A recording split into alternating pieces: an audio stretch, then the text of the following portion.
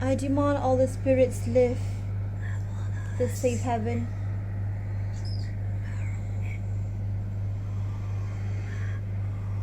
Go.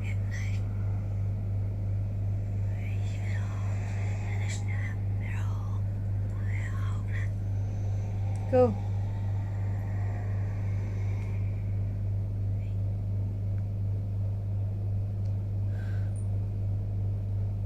Thank you, spirits.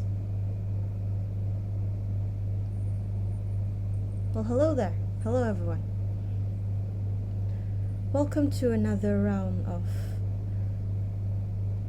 Kisah Seram storytelling. So, sorry for the delay just now. I have to make sure the spirits are at ease.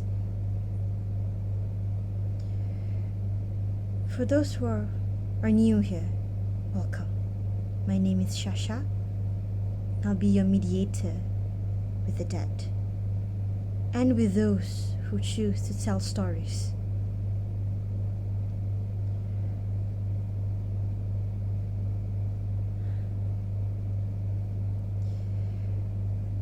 For those of you who like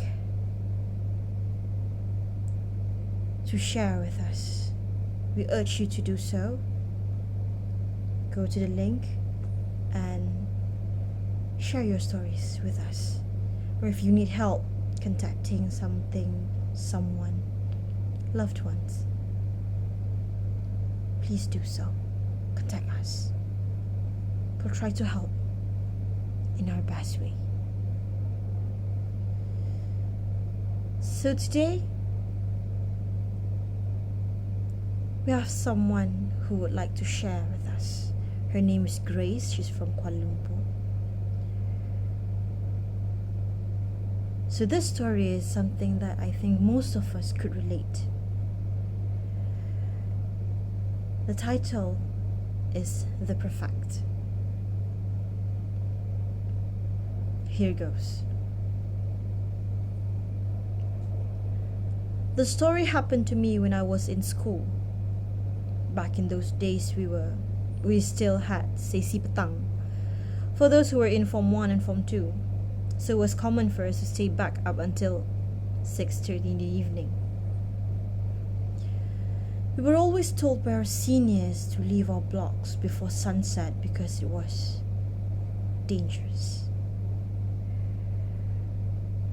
Being the rebellious 13-year-old I was, I thought nothing of it. Our school was rumored to be quite haunted in the zone, Sentul area.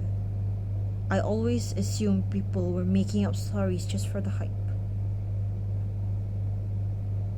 Because I was elected as ketua keceriaan of the class, I decided to stay back for another 15 minutes to decorate the class boards.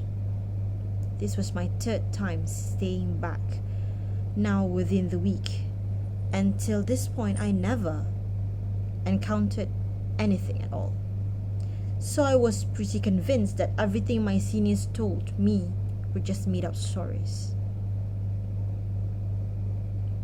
As I was packing up and getting ready to head home, I heard the metal gates for the stairs on the ground floor closing shut.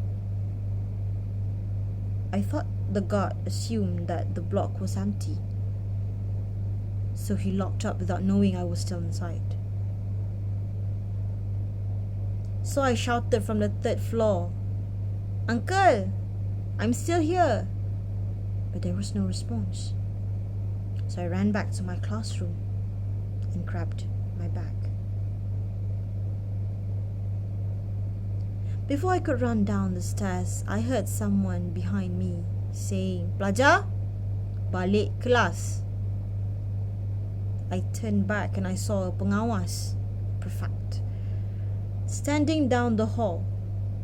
She looked like a normal kid around the age of 13 or 14. She was in baju kurung uniform of pengawas. At first, I felt a sense of relief that I wasn't alone. Then it hit me.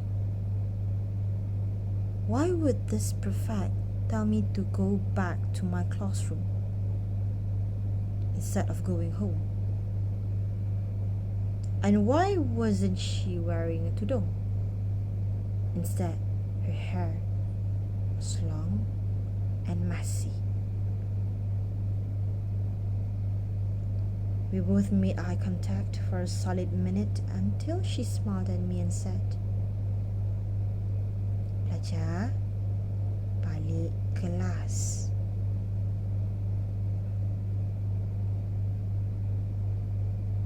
"Pelajar, mari sini." "Pelajar, mari sini." At the moment, I just ran down the stairs. I swear to God, I almost slipped. I didn't look back, I just ran. I didn't care if the gates were locked at the end of the stairs, but I just want to get away from this prefect. To my surprise, the gates were not locked. Who did I hurt just now?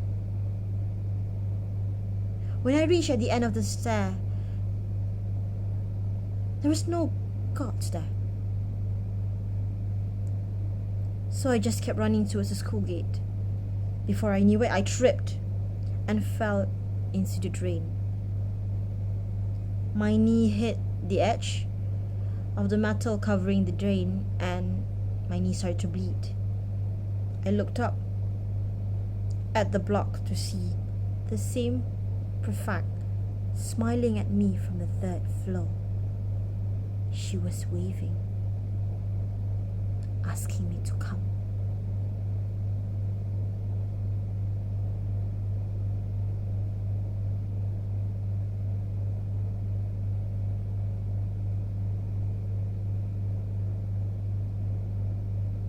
I got up and just kept running towards the school gate. The guards saw me and, of course, they were very upset that I was still there at 7. I told the 2 guards what happened and they were not surprised at all.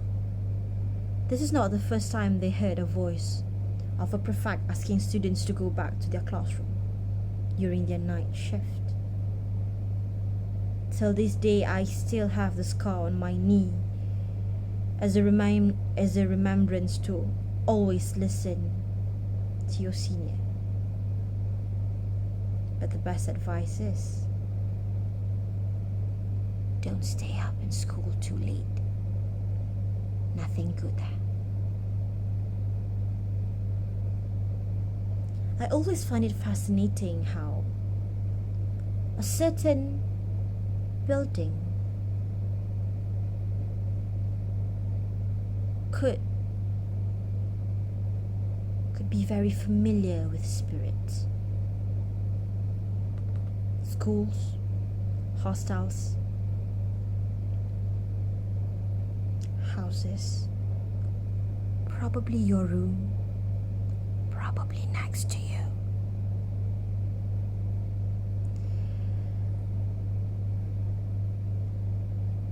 And I always wonder, what makes these spirits so restless in these places? Why can't they move on?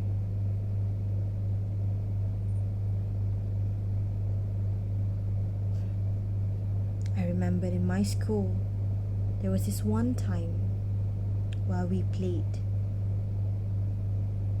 Ouija. We draw the board on a piece of paper and we played. Funnily enough, I had the ultimate idea to use blood. The next morning, when we go back to school, we found that the cup we used to play Ouija broke, and it broke quite oddly. It didn't smash, it's just clean cut. from the cup and the holder. So we just leave it. And the next day, we came back to school. None of us thought of playing it again, but a new glass cup, an even better looking one, was there under one of my friend's table, like it was urging us to play. Like it was trying to communicate. That when I realized these things wanted to be friends with us. So why not?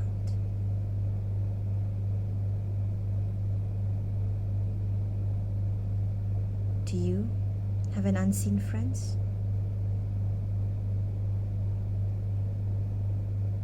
You know what else is haunted? Where else? Our little favorite game plays haunt you and break out. Now if you feel like talking to the dead,